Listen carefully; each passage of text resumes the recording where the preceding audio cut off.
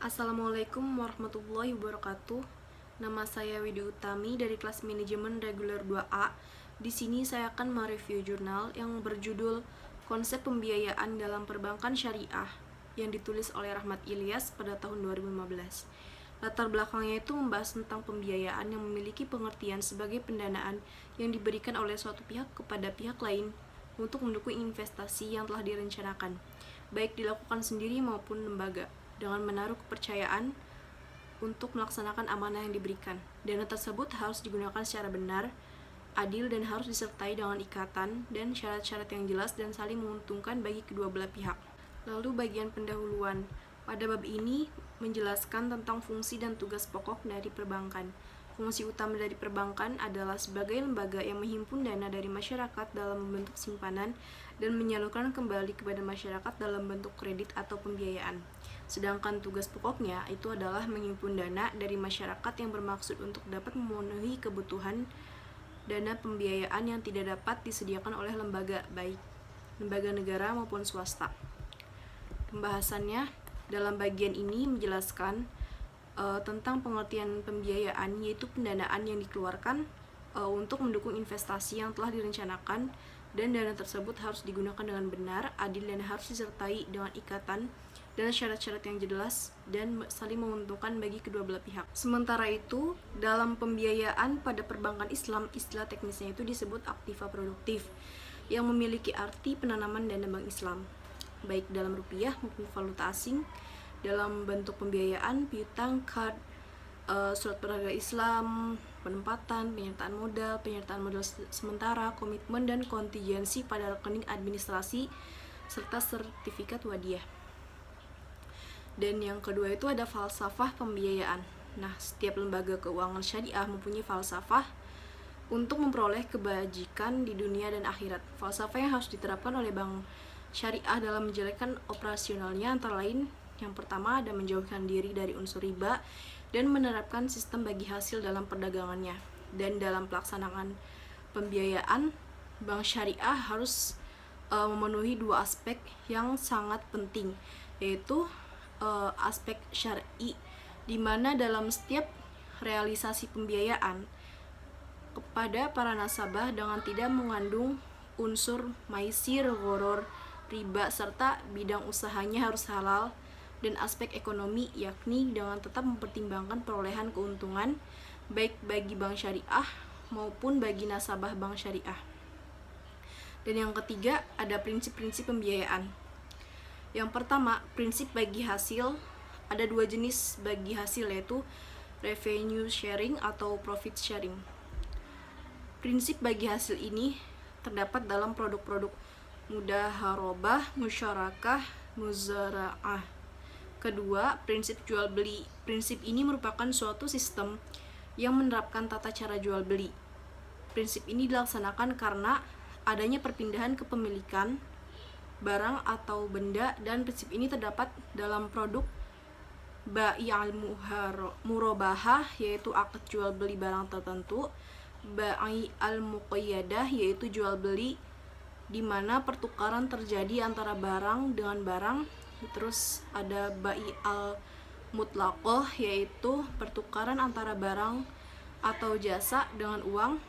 Selanjutnya ada bai'al salam, yaitu akad jual beli di mana pembeli membayar uang sebesar harga atas barang yang telah disebutkan spesifikasinya, sedangkan barang yang diperjualbelikan itu akan diserahkan kemudian. Lalu ada bai'al istisna, yaitu kontrak jual beli di mana harga atas barang tersebut dibayar lebih dulu tetapi dapat diangsur sesuai dengan jadwal dan syarat-syarat yang disepakati. Selain akad jual beli juga ada akad sewa menyewa yang dilakukan dalam perbankan syariah, yang terdiri atas dua jenis akad, yaitu akad ijarah, akad pemindahan hak guna atas barang atau jasa melalui pembayaran upah sewa tanpa diikuti dengan pemindahan kepemilikan atas barang itu sendiri, dan akad ijarah muntabiha bi'at tamlik, yaitu sejenis perpaduan antara kontrak jual beli dan sewa, atau lebih tepatnya akad sewa yang diakhiri dengan kepemilikan barang di tangan si penyewa. Lalu yang keempat itu ada jenis-jenis pembiayaan. Pembiayaan dalam bank syariah itu diwujudkan dalam bentuk pembiayaan aktiva produktif dan aktiva tidak produktif. Pembiayaan yang bersifat aktiva produktif itu antara lain pembiayaan dan prinsip bagi hasil, yang jenis pembiayaannya itu meliputi pembiayaan mudharabah dan pembiayaan musyarakah, pembiayaan dan prinsip jual beli, pembiayaan dan prinsip sewa. Lalu pembiayaan yang bersifat aktiva tidak produktif yang berbentuk pinjaman itu antara lain pinjaman card atau talangan, yang dalam perbankan itu biasanya dalam ada 4 hal, yaitu sebagai pinjaman talangan haji, pinjaman tunai dari produk kartu kredit syariah, sebagai pinjaman kepada pengusaha kecil, dan terakhir itu ada sebagai pinjaman kepada pengurus bank. Dan yang kelima ada analisis kelayakan pembiayaan. Analisis kelayakan pembiayaan terdiri atas beberapa tahapan, yaitu ada pendekatan analisis pembiayaan yang memiliki beberapa pendekatan yang kaitannya itu dengan pembiayaan yang akan dilakukan, seperti pendekatan jaminan, pendekatan karakter, pendekatan kemampuan pelunasan, pendekatan dengan tadi kelayakan, pendekatan fungsi-fungsi bank. Dan yang kedua itu penerapan prinsip analisis pembiayaan yang didasarkan pada rumus 5C, yaitu karakter, capacity, capital, collateral, condition. Ketiga, ada penerapan prosedur analisis pembiayaan memiliki aspek-aspek penting seperti berkas dan pencatatan, data pokok dan analisis pendahuluan, penelitian data, penelitian atas realisasi usaha, penelitian atas rencana usaha, penelitian dan penilaian barang jaminan, laporan keuangan dan penelitiannya. Keempat, ada penentuan kebijakan pembiayaan bank syariah. Dan yang keenam itu ada pengawasan dan penanganan pembiayaan bermasalah. Pembiayaan bermasalah itu disebabkan oleh faktor-faktor intern dan faktor-faktor ekstern. Faktor intern adalah faktor yang ada di dalam perusahaan sendiri, dan faktor utama yang paling dominan adalah faktor manajerial, seperti kelemahan dalam kebijakan dalam pembelian dan penjualan, lemahnya pengawasan biaya dan pengeluaran, kebijakan piutang yang kurang tepat, penempatan yang berlebihan pada aktiva tetap, dan permodalan yang tidak cukup. Sementara faktor eksternal itu adalah faktor-faktor yang berada di luar kekuasaan manajemen perusahaan, seperti bencana alam, peperangan, perubahan dalam kondisi perekonomian dan perdagangan, perubahan-perubahan teknologi. Bank syariah itu memiliki langkah pengamanan untuk mengendalikan terjadinya biaya bermasalah yang dapat dilakukan sebelum realisasi pembiayaan dan setelah realisasi pembiayaan. Resiko yang terjadi dari pinjaman adalah peminjaman yang tertunda atau ketidakmampuan meminjam untuk membayar kewajiban yang telah dibebankan. Untuk mengantisipasi hal tersebut, maka bank syariah itu harus mampu menganalisis penyebab permasalahannya.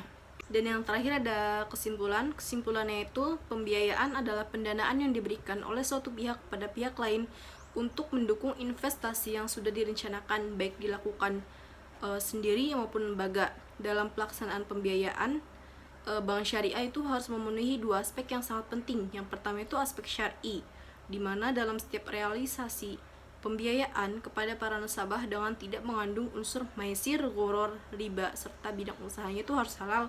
Dan yang kedua itu aspek ekonomi, yakni dengan tetap mempertimbangkan perolehan keuntungan baik bagi bank syariah maupun bagi nasabah bank syariah. Dan dalam bisnis prinsip pembiayaan ada 3 skim dalam melakukan akad pada bank syariah, yaitu prinsip bagi hasil, prinsip jual beli, dan prinsip sewa. Mungkin cukup sekian dari saya, kurang lebihnya mohon maaf. Wassalamualaikum warahmatullahi wabarakatuh.